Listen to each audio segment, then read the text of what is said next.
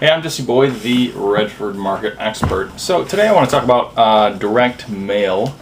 I've been doing some direct mail campaigns lately because I'm trying to get more opportunities in front of me. So I will start by saying I am by no means an expert in direct mail.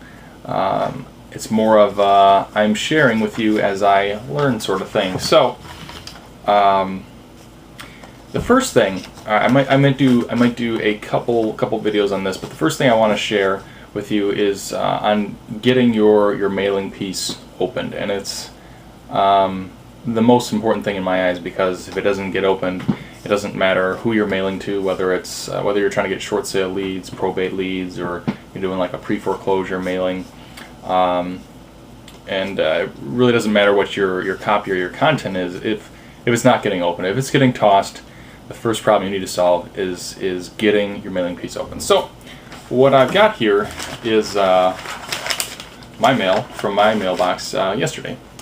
And so every day I go out to my mailbox and I pull it out, and I usually shuffle through it as I'm walking back to my house.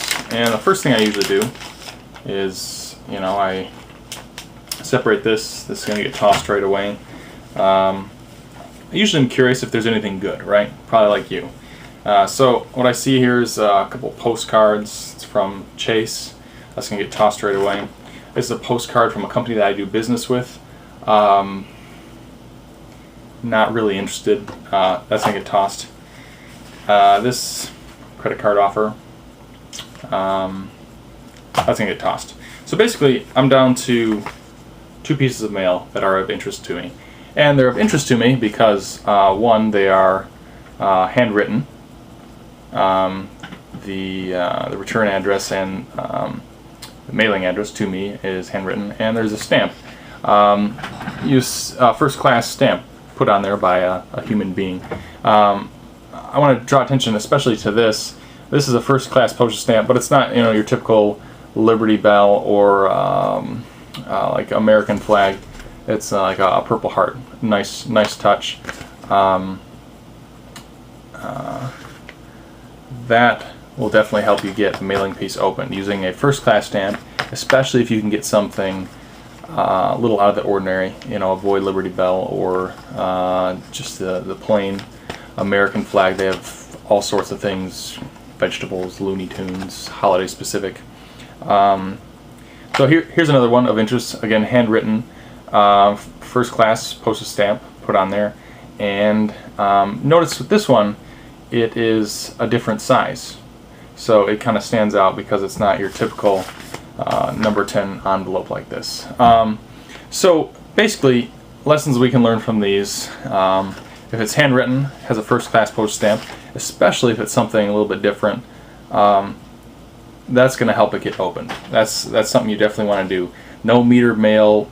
Stay away from, definitely stay away from doing the windows and having it printed on the your letter so it shows through the window. I mean, all that stuff looks like junk mail. I mean, you don't want it to look like this. I mean, not that you'd have all this fancy stuff on here anyways, but this screams junk mail.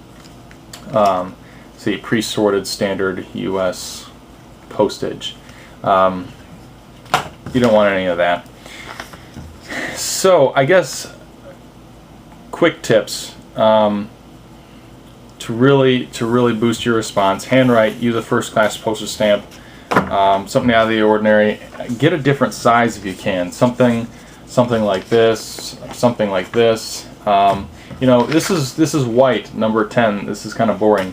If you can get something different color, different size, handwrite, and do a postage stamp, this thing's going to get opened before it hits the table, because, well, looks like a card or an invite. Actually, it is. This is going to be my Father's Day card.